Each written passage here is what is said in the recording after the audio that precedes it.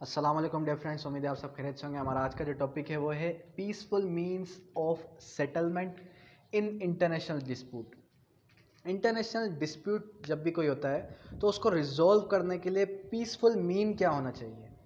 एक तो हम सभी जानते हैं कि वार के तरीके से, दूसरा पीसफुल मीन पूरा अमन तरीके से उस इंटरनेशनल डिस्प्यूट, उस मसले को किस तरीके से हल किया जाए।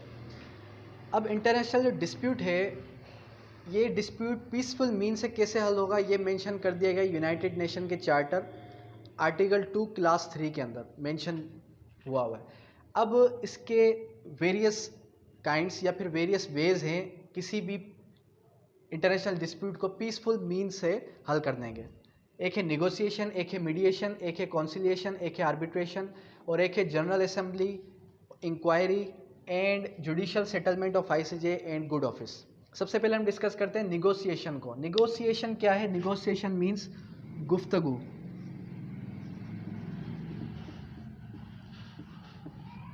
दो कंट्रीज, दो स्टेट्स के बीच में अगर कोई इंटरनेशनल डिस्प्यूट होता है तो दोनों पार्टीज, इट मीन्स के दोनों स्टेट्स अगर आपस में बैठ के अगर उस मसले को बाय निगोसिएशन, गुफ्तगू करके उस मसले को रिजॉल्व कर लें तो उसको हम कहते हैं निगोसिएशन। अब यहाँ पर जो सेकंड, थर्ड और फोर्थ कैटेगरी है, मीडिएशन, कॉन्सिलिएशन एंड आर्बिट्रेशन, इन तीनों के अंदर थर्ड पार्टी इन्वॉल्व है। थर्ड पार्टी या थर्ड स्टेट कह लें आप, इसके अंदर भी थर्ड पार्टी है।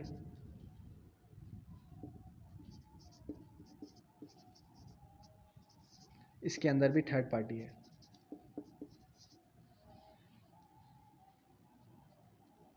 अब तीनों में डिफरेंस क्या है? तीनों के अगर डिफरेंस की बात की जाए तो तीनों के तीनों जो है वो तीनों के अंदर थर्ड पार्टीज इन्वॉल्व है। अगर हम देखें सबसे पहले मीडिएशन को, कि मीडिएशन क्या है। अगर मीडिएशन के प्रोसेस को देखें तो मीडिएशन के प्रोसेस में क्या होता है कि थर्ड पार्टी सिर्फ और सिर्फ मशवरा देती है। मशवरा देती है थर्ड पार्टी कि भाई आपका ये जो इंटरनेशनल डिस्प्यूट है, इस मसले को आप इस तरीके से बैठ के हल करें, तो वो मैक्सिमम उसको जो है मशवरा दे देती है। लेकिन कॉन्सिलेशन में क्या होता है कि कॉन्सिलेशन में वो थर्ड पार्टी क्या करती है, एक्टिव रोल प्ले करती है। एक्टिव रोल प्ले करती है। वो एक्टिव रोल ऐसे प्ले करेगी कि जब दो स्टेट्स मिलकर थर्ड पार्टी के पास, इट मीन्स के थर्ड स्टेट के पास चले जाएं कि हमारे मसले को हल करें आप। जैसे कि पाकिस्तान और इंडिया का मसला हुआ। अगर पाकिस्तान और इंडिया का मसला हुआ तो पाकिस्तान और इंडिया ने क्या किया कि पाकिस्तान और इंडिया जो है अपना डिस्प्यूट, अपना इंटरनेशनल डिस्प्यूट को ले गए किसके पास? अमेरिका के पास। तो अमेरिका क्या करेगा? एक एक्टिव रोल प्ले करेगा उस मसले को हल करने के लिए, तो उसको हम कहेंगे कॉन्सिलिएशन। उसके बाद है आर्बिट्रेशन। अच्छा, अब आर्बिट्रेशन में क्या होगा? आर्बिट्रेशन में यहाँ पर जो भी डिसीजन होगा वो बाइंडिंग होगा, उससे दोनों स्टेट्स बाउंड होंगी। किस तरीके से? अब मैं आपको एक छोटी सी एग्जांपल देता हूँ। फॉर एग्जांपल कि आपके गांव में, आपके जो भी आपका देहात है, आपके सिटी में कोई भी एक झगड़ा हुआ। सबसे पहले आप क्या करेंगे कि आप उस मसले को हल करने की कोशिश करेंगे। आप उस मसले को हल करने की कोशिश करेंगे कि आपस में बैठ कर ही उसको हल कर दिया जाए। आपस में बैठ के हल नहीं हो रहा, फिर आप क्या करते हैं, एक मीडिएशन के थ्रू एक ऐसे बंदे के पास जाते हैं कि जो आपको सिर्फ और सिर्फ मैक्सिमम मशवरा देता है कि आप इस मसले को इस तरीके से हल कर लें। फिर भी वो मसला हल नहीं हो पाता, फिर आप क्या करते हैं कि आप एक कॉन्सिलेशन क्रिएट करते हैं। थर्ड पार्टी को एज अ कॉन्सिलेशन क्रिएट करते हैं, तो वो एक एक्टिव रोल प्ले करती है दोनों की जो भी पॉइंट्स है वो सुनकर, और कहती है कि भाई आप जो है, आपके मसले का ये कंक्लूजन है। फिर भी अगर आपका मसला हल नहीं होता, फिर आप चले जाते हैं एनदर सिटी, इट मीन्स के दूसरे शहर में एक आर्बिट्रेटर के पास। एज एन आर्बिट्रेटर वो आपको एक एक्टिव रोल प्ले करने के साथ साथ एक बाइंडिंग एक डिसीजन सुनाता है कि भाई आपके मसले का यही हल है, चाहे आप चाहें चाहे आप ना चाहें, आपको इस मसले का हल यही मिलेगा। तो फिर वो क्या होगा? वो बाइंडिंग होगा। जिस तरीके से फॉर एग्जांपल मैं आपको अगर घर की एग्जांपल दूं, तो जब भी मियाँ बीवी के बीच में अगर कोई भी डिस्प्यूट होता है, कोई भी झगड़ा होता है, तो वो क्या करते हैं? सबसे पहले आपस में बैठ के उसको सुलझाने की कोशिश करते हैं। आपस में नहीं सुलझा पाते, फिर वो क्या करते हैं कि उसी घर के अंदर जो बड़े फ़र्द होते हैं उनके बीच में सुलझाने की कोशिश करते हैं। फिर भी अगर नहीं हल हो पाता है, फिर सारे के सारे जितने भी बड़े हैं, इट मीन्स के ख़ानदान के जो बड़ी पंचायत है, ख़ानदान के जो भी बड़े लोग हैं, उनके बीच में बैठकर उस मसले का हल निकालने की कोशिश करते हैं।